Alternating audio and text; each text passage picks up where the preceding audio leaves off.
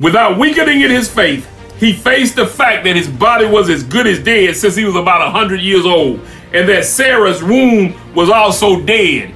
Yet he did not waver through unbelief regarding the promise of God. Wait a minute now. Some people stop me right now. Wait a minute, Pastor Jeff.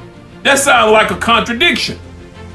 It's saying that Abram did not waver, doubt, and what all this, but we go back and see he had got the child before. Yeah, but that mistake, that situation led to him growing in his faith. I'm not telling you to go out there and do something wrong. I'm telling you God will turn what the devil meant for evil into good. The devil meant it for your destruction, but God will take it for your development. Come on. Yet he did not waver through unbelief regarding the promise of God, but was strengthened in his faith and gave glory to God, being fully persuaded that God had power to do what he had promised. God often delays his answers so that we will have plenty of opportunity to fail using our own resources. That right there, the opportunity came. He thought to help, but that opportunity, he failed. He failed the faith test. He failed, or you could say, the trust test. He stopped trusting God, and he leaned to his own understanding. Well, I understand that even though I'm an old man, I still got seed. If I give it this per woman, we'll have a baby, yada, yada, yada. That's not what God told him, though. So his own resources and his own intellect. See, some of us, we get in our own mind and our intellect. God hasn't answered me in 5 years, 5 minutes, 5 seconds, 5 months. So let me come in here and see if I can't fix this thing. No, you're not going to fix it. You're going to mess it up. You're going to delay. Then you're going to get frustrated. Then you're going to get into fear. And you're going to start saying, it looks like appears that fear is winning and God is failing. But God does not fail.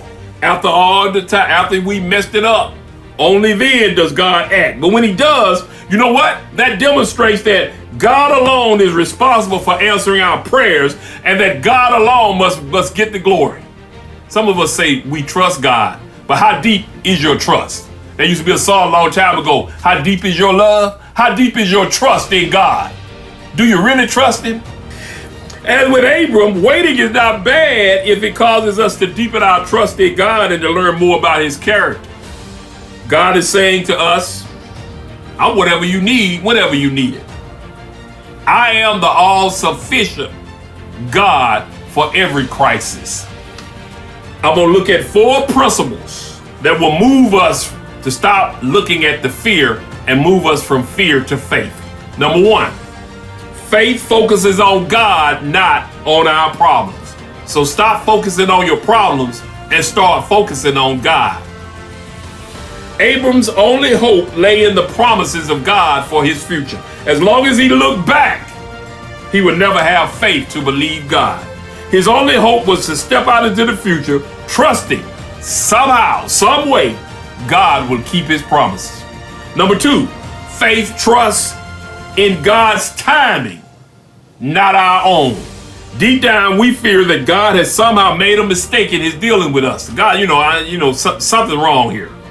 That's how we typically feel. Like Abram, we have waited and waited. How many of y'all waited and waited? And you just keep saying it, waited and waited, sometimes for years and years on end. Even though we may have seen many remarkable answers to prayer, the one thing that means the most to us has not come to pass yet. Where's God? We say. Why doesn't he answer my effectual, fervent, heartfelt prayers? Of the many answers that might be given to that question, one answer must be that God's timing, listen to this, God's timing and our timing are often quite different.